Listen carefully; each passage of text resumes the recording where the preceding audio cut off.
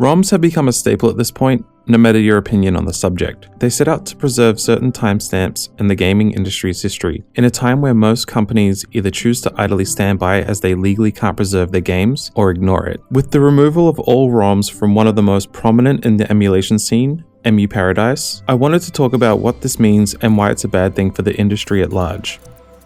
First of all, I want to say that all art, from movies, music, television, video games, and beyond, in an ideal world, would be free and accessible to everyone to critique, consume, and enjoy. But unfortunately, that's a highly unrealistic goal for many companies who have to turn a profit. Which is fine, we all need to make a living, and if we truly enjoy something, we should cough up the cash to pay for that. Meanwhile, pirating the latest game is in its own grey area for some, especially considering some countries outright ban certain medias or force developers to make changes to fit their restrictive classification standards. You don't even have to go that far back to find a strong case. Only a few years ago, there was a situation with Hotline Miami 2 in Australia. When the Australian Classification Bureau refused to give a rating to the game, subsequently meaning Hotline Miami 2 became outright banned nationwide, co-creator Jonathan Soderstrom was open to Aussies, saying to just pirate the game after release. I bring this up because at the end of the day, and this is a sweeping generalization, while getting paid is ideal, many artists just want people to experience what they created above all else. Hell, I've been in a position where people couldn't afford to buy an album my band had worked tirelessly on, so I'll just give them .zip copies for free. At the end of the day, for those with no viable way, financially or through localization issues, any artist would rather have some consume what they created for free rather than miss out entirely.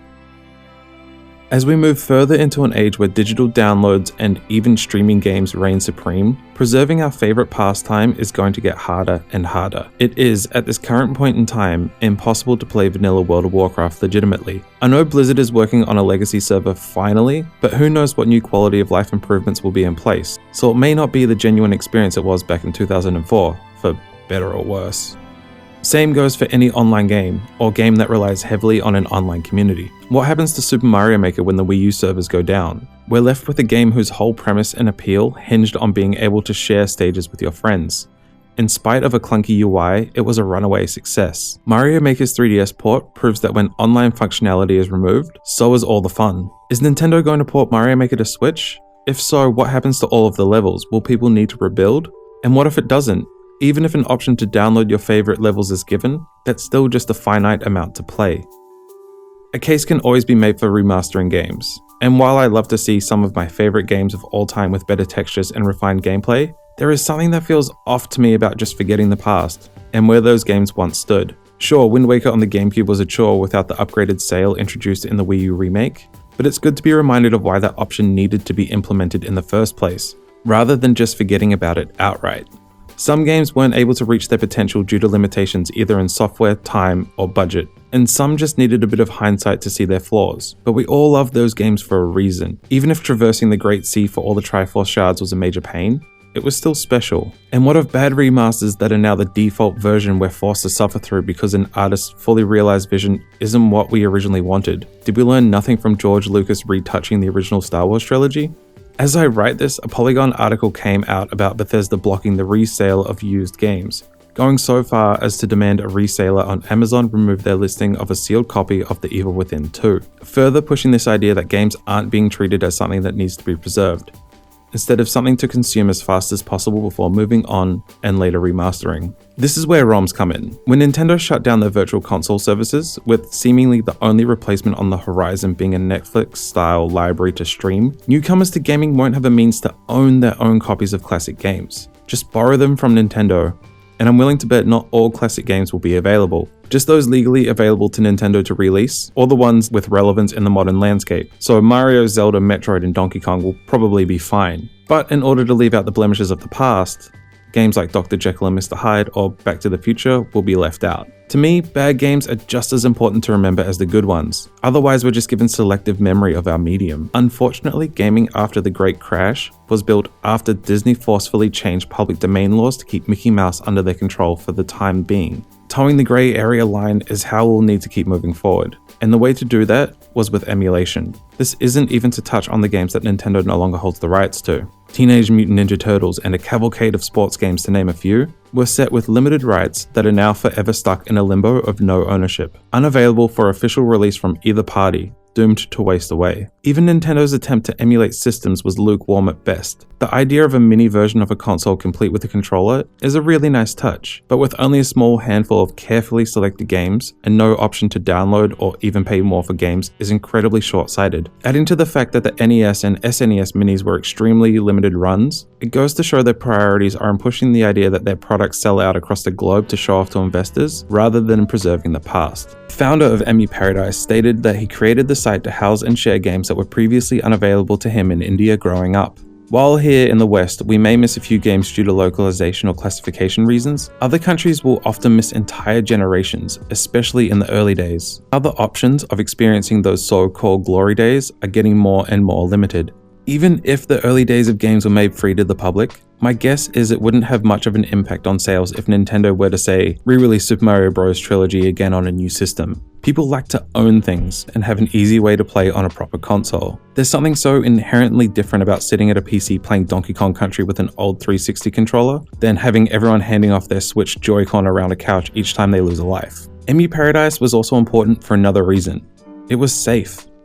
Many sites preyed on the naivety of kids and teenagers going after that ROM of Fire Red or Leaf Green to do a Nuzlocke run, infesting their sites with malware or other harmful softwares. It was an easy go-to where people knew exactly what they were going to get without risk. Without official regulation, we open the seedy underbelly loose to feed on those who don't know better, not only harming people's hardware, but also potentially having them download software that can access private information. People are always going to want to have a peek behind the curtain to see what gaming was like in a time before theirs.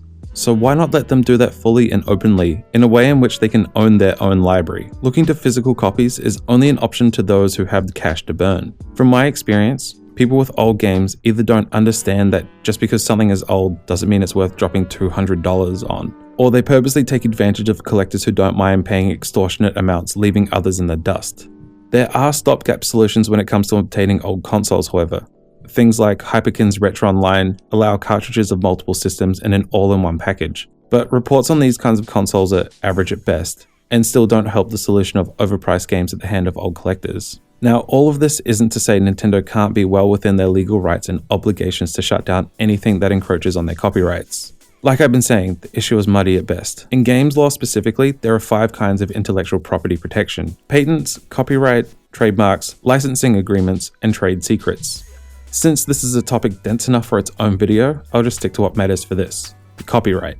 There's a section on Nintendo's legal site that asks, people making Nintendo emulators and Nintendo ROMs are helping publishers by making old games available that are no longer being sold by the copyright owner. This does not hurt anyone and allows gamers to play old favorites. What's the problem? To which the reply is, because it's illegal. And yeah, if Nintendo doesn't take action, they run the risk of weakening their copyright status and possibly losing it because they didn't take the steps necessary to do so. Later on in the answer to that question it states, Nintendo is famous for bringing back to life its popular characters for newer systems. For example, Mario and Donkey Kong have enjoyed their adventures on all Nintendo platforms, going from coin-op machines to our latest hardware platforms. As a copyright owner and creator of such famous characters, only Nintendo has the right to benefit from such valuable assets. But this again raises the problem of, why just Mario and Donkey Kong? There is a clear market out there for people who want to play these games. Why not make them all available, or as many as possible, without restricting them to an overpriced and underproduced console replica? Without ROMs and emulation, the West wouldn't have been able to get their hands on a fan-translated version of Mother 3, a game that has been refused official release outside of Japan for over 12 years,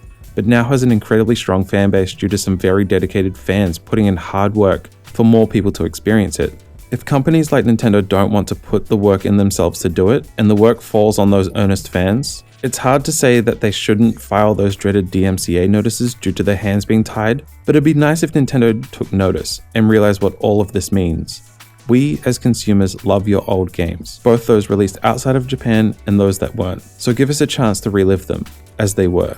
If companies' hands are tied legally with their own releases, and what they can put on whatever version of a virtual console is next, that's perfectly fine and acceptable to not release each and every game on their platforms. They're all big business that need to follow certain rules. But when it comes to consumers just wanting to experience their history, we should be allowed to do that, safely and without fear of legal ramification, or being preyed on by pirates after our personal info. Hey, thanks so much for watching this far. If you have any thoughts on this, either in agreement or disagreement, I'd love to hear them.